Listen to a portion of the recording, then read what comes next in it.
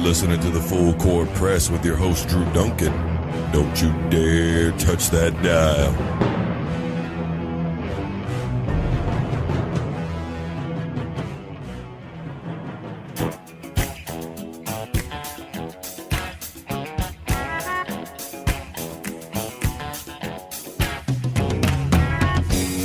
Hello, everybody. Welcome back to the Full Court Press. I am your host, Drew Duncan. We are live on 99.5 ESPN Radio.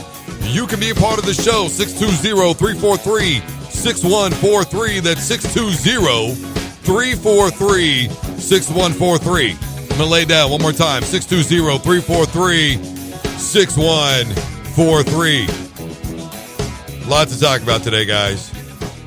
We're going to go ahead and go to the phone lines. We've got Chris from Emporia. Chris, how you doing, man?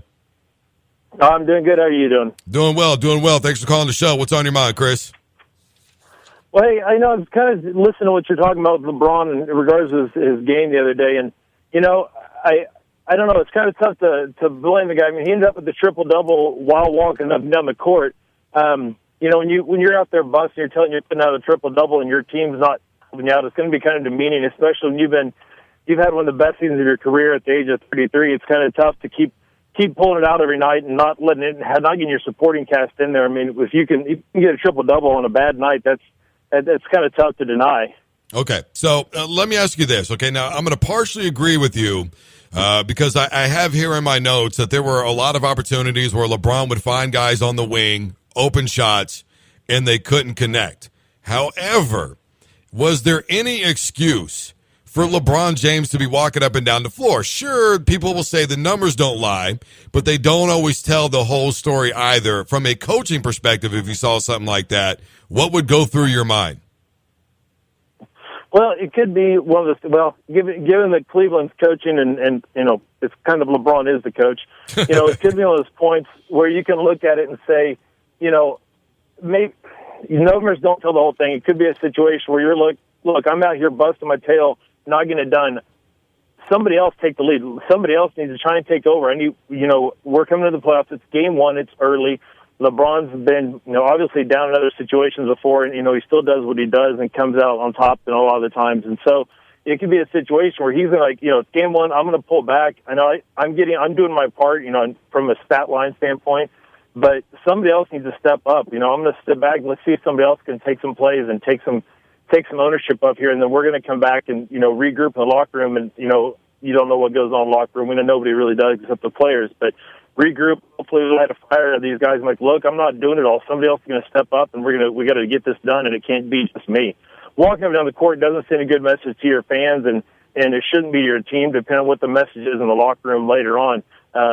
If he comes back and tries to be a leader in this situation, you may end up with a different story. But you know, LeBron does a lot of, you know, from a physical standpoint, he's a freak in nature, but he also has some abilities to play some coaching and mind games, and hopefully it's a situation of that, not him just slacking off because he's too good to be doing that.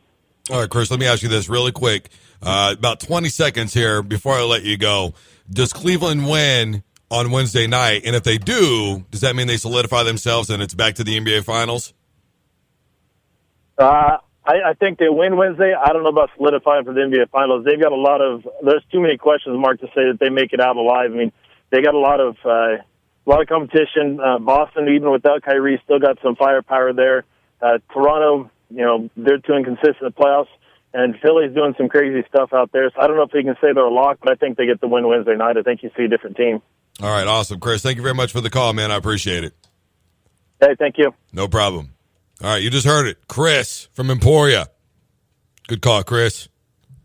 Chris says that my criticism of LeBron is unfair. Well, and I'll take that. Look, again, this isn't the Everybody Agree with Drew Duncan show. This is the Full Court Press. And it's fine. We can agree to disagree. Here's my issue.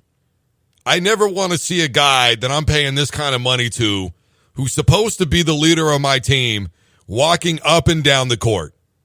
I never want to see that. I never want to see him look out of place. I never want to see him look like he doesn't care. There were times when you would see LeBron playing and you would look and you would go, what is LeBron doing? I mean, seriously, when you would watch that game, he would just stand there and watch other guys with the ball. Now, look, I understand a lot of people's plight. Other people believe, like Chris does, that at some point, somebody around him has got to step up. A lot of people will say Kevin Love has got to do more. A lot of people are going to say J.R. Smith has got to step up. That's fine. All right? That's fine. Here's my deal. How many points did James Harden have the other night? Was it 44? How many points did Paul George have the other night? Was it 36? And does anybody look at Paul George as being the guy? So I get it. I get it. But I also would say to this, if LeBron James has another game where we see him walking up and down the court like that, are you going to tell me that that means he wants to be there in Cleveland? I mean, LeBron's after the game going, I don't want to hear it. I don't want to talk about it. You know, I don't care. And it was a very fair question that he was asked. Hey, man, you know, what do you tell guys who are younger who maybe haven't been in this situation before? What do you say to them? Instead, LeBron goes, well, I was down 3-1 in the NBA Finals. I was. Not we were, I was. See, again, that's the difference. Michael Jordan probably would have, I know that he would have gone completely different with that. And I think for a lot of people, that's the issue. Look, the best example that I could probably give anybody right now is simply this.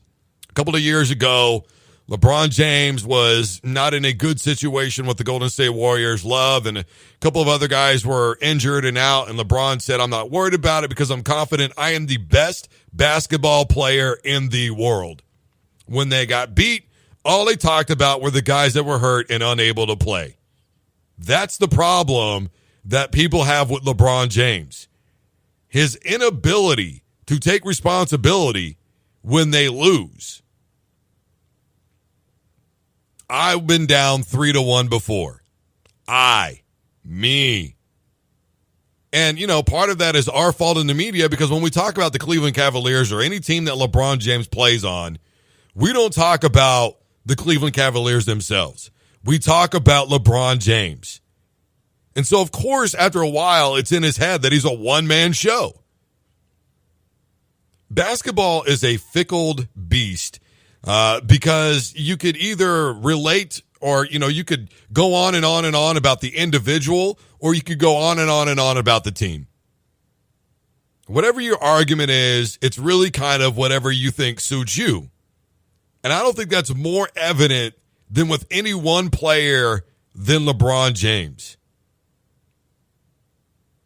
I don't see where it's any more evident with anybody else. If you want to talk about the great players being around Jordan, you really have to go to those last 3 titles. Before that, B.J. Armstrong, Bill Wellington.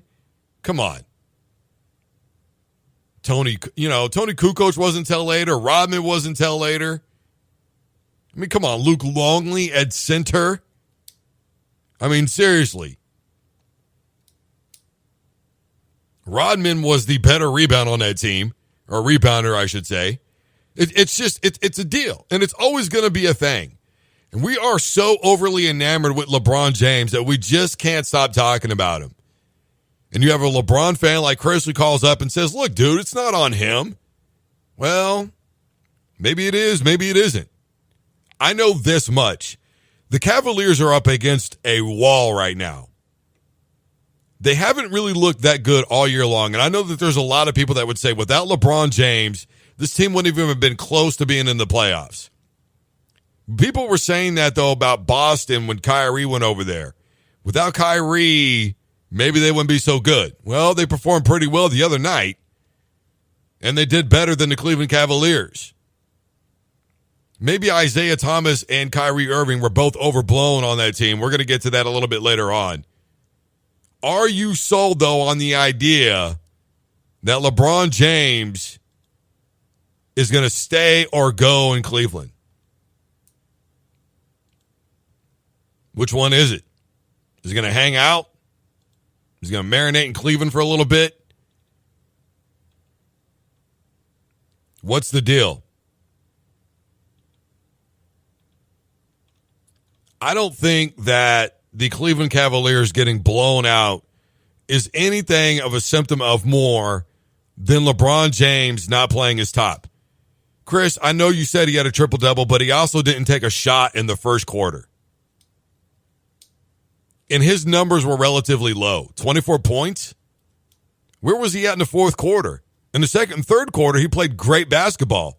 In the first and fourth quarter, it was as if he was non-existent.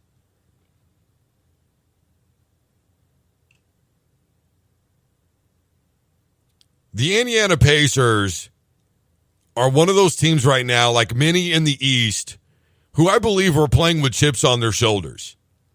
And you know why they're playing with chips on their shoulders? Because there's not any analyst in the world right now, even with this bad game from LeBron James, that is giving any other team in the East an opportunity to go to the NBA Finals. They're not saying Milwaukee. They're not calling out Boston. They're not saying anybody other than the Cleveland Cavaliers. They're not talking about the Miami Heat. They're not talking about the 76ers. They are strictly talking about the Cleveland Cavaliers. And it doesn't matter that the 76ers are young, but they run and gun. It doesn't matter the kind of pace of basketball that they play. None of that stuff seems to matter other than it doesn't matter, bro. You're going to be playing against LeBron James. And see, that's the issue. That's the problem right there. They're not saying that they're playing against the Cleveland Cavaliers. They're saying they're playing against LeBron James. You see, the numbers don't lie, but they don't always tell the whole story. Great, triple-double. You played really good for 2 quarters. It's not a 2-quarter game. It is a full 4-quarter game, and you have to show up for all of them. If you want to win a game of basketball, that's how it works. That's how it works in any sport. In college, it's a full 40 minutes.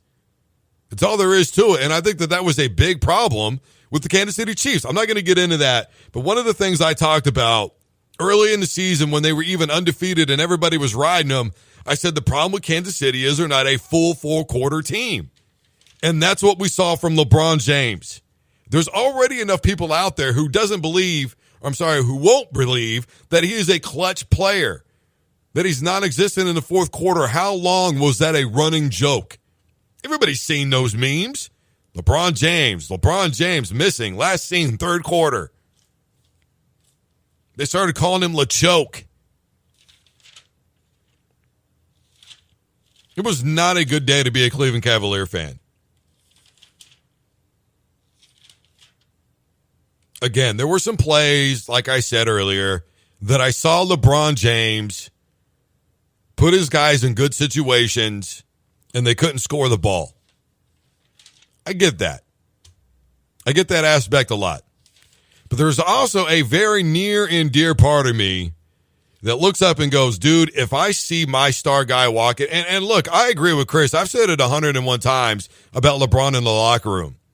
And I feel that this is the issue, and I talked about this last week on this program. And I am on record several times as saying, I just don't think that LeBron James has locker rooms won. It was his fault that Isaiah Thomas was not happy in Cleveland, to an extent. We can't put all the blame on him. Look, Isaiah Thomas didn't want to get traded in the first place. He didn't want to leave Boston. It wasn't, his decision. It was really Kyrie. Kyrie wanted out for whatever reason. Kyrie doesn't want to say whether or not he got along with LeBron. It's all this sneaky little secret. It's like this whole inside thing. But if you want to know how that relationship was, just go and listen to LeBron James's interview where he was talking about Kyrie Irving. I tried to help the kid. I tried to talk to the kid. I mean, he was acting as if he was somebody's dad, and he was disappointed that he didn't go to college right after high school or something and decided to keep his job instead.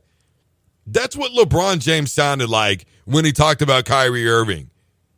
But really, I think what we were hearing was, I don't know how well we're going to do without Kyrie. I don't think he wanted Isaiah Thomas there any more than Isaiah Thomas wanted to be there. Let's be honest. Look, sports is a business, and everybody made business decisions.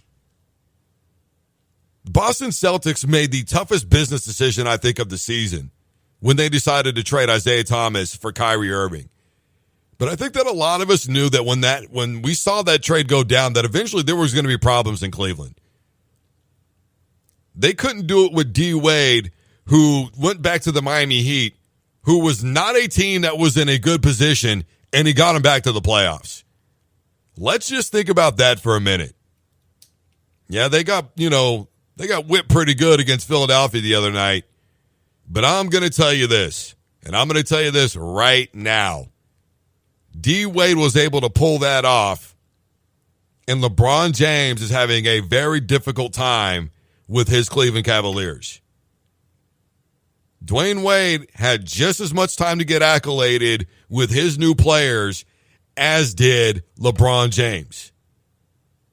And you are going to tell me that LeBron shouldn't be playing at a high or better level than he is right now with the players that he's got around him?